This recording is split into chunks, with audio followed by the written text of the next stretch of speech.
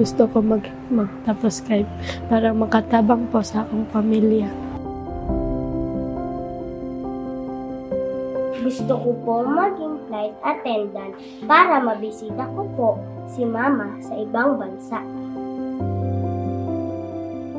Gusto ko maging teacher para tuturuan ko po ang ibang bata na magbasa.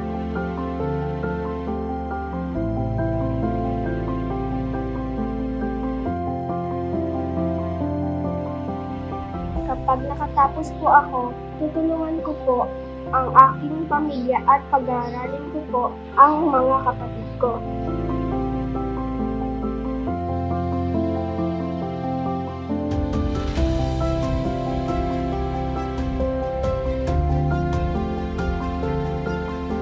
Masaya po ako kapag naglalaro kasama ang mga kaibigan ko.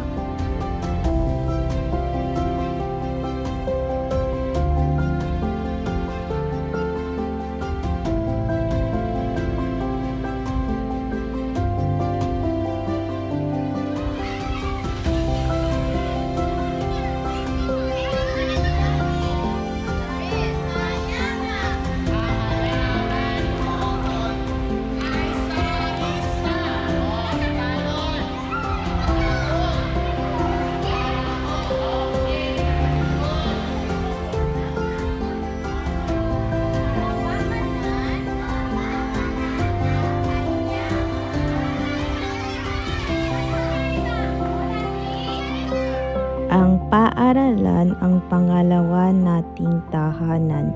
Dito tayo tinuturuang magbasa, magsulat at magbilang ng ating mga guro.